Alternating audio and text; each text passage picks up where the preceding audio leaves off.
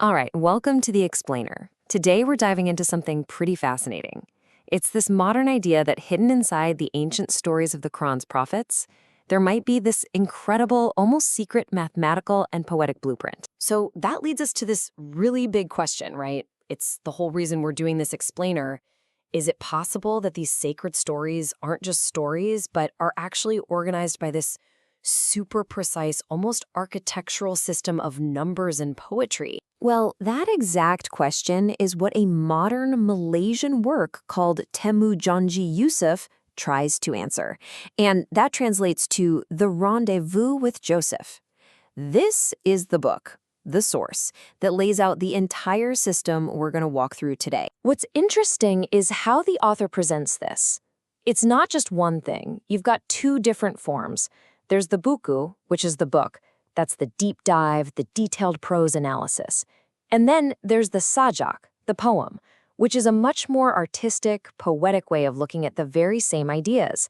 So two different flavors, but one single core concept. Okay, so what's really powering this whole theory? What's the engine behind it? Well, according to the author, the entire system, the whole structure, is built on just a handful of really important numbers. Let's break them down. So the main idea here is that when you see certain numbers pop up again and again, it's not a coincidence. The argument is that they were intentionally, deliberately woven into the text. The goal? To create this kind of hidden harmony, a connection between the prophet's stories that you wouldn't see just by reading it on the surface. And it all kicks off with the number 25.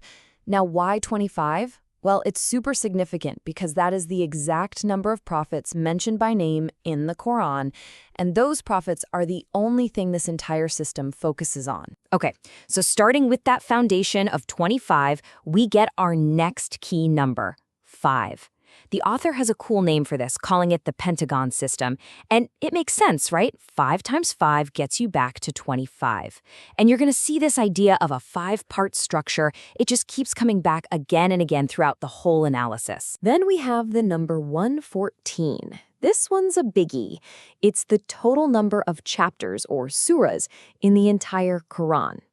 The author uses this number to sort of anchor everything, to connect the analysis of each individual prophet back to the grand structure of the scripture as a whole. And the last piece of the puzzle is the number 19.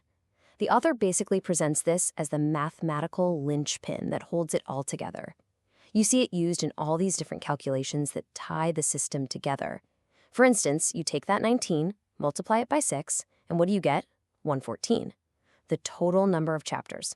See how it all connects? Okay, so that's the theory. But how does it actually work, like in practice? Well, the author uses the exact same method to analyze every single one of the 25 prophets. So let's do a little walkthrough, and we'll use the story of the very first prophet, Adam, as our example. So for every prophet, it's the same 6-step blueprint. First, you get an introduction, the background. Then you get the poetic core, a 5-line summary. After that, it's the explanation, which pulls in details and traditional commentary or tafsir. Step 4 is where the math comes in, the numerical insights. Then you get the moral of the story, the lessons learned. And finally, a transition that links to the next prophet in line. It's a really consistent process. And check this out. Here you can see that exact 6-part structure laid out on a page from the actual book. This is for the chapter on Adam. The headings are all right there. You see poetic core, explanation, numerical insights. It really shows you just how systematic and methodical this whole approach is. And this is where it gets really interesting. This is how those key numbers we talked about are actually applied to the story of Adam. So he's mentioned 25 times in the Quran. Boom! That links right back to the 25 prophets. The 5x5 Pentagon system gets applied. And then you see these other calculations. They're used to connect his specific story to certain verse numbers, and of course to the 114 total chapters in the Quran. It's all about making connection. But, and this is a really important point, the author makes it very clear that this is not just some fun math puzzle. It's not about numbers for the sake of numbers. So you have to ask, right? What is the point? What's the ultimate goal of creating a system this complex? Well, the purpose is stated really clearly in the author's own words. The book is described as an invitation to contemplate God's verses, as a guide to faith. So, bottom line, the numbers aren't the destination. They're meant to be a vehicle, a tool to help you on a spiritual journey. So, from this perspective, the numerical patterns are just a lens, a way of looking at the text. And they're designed to bring these really deep, core spiritual themes into sharp focus. We're talking about things like monotheism, patience, justice, and divine grace. And those numerical wonders themselves, they're sort of presented as the final piece of evidence, something meant to strengthen and reinforce one's faith. All right, let's step back and put all these pieces together. What are we really looking at here? Is this a system that's revealing a hidden divine pattern that was always there?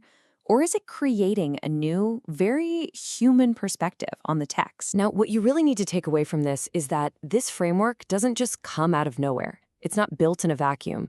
It's actually a synthesis. It's a blend.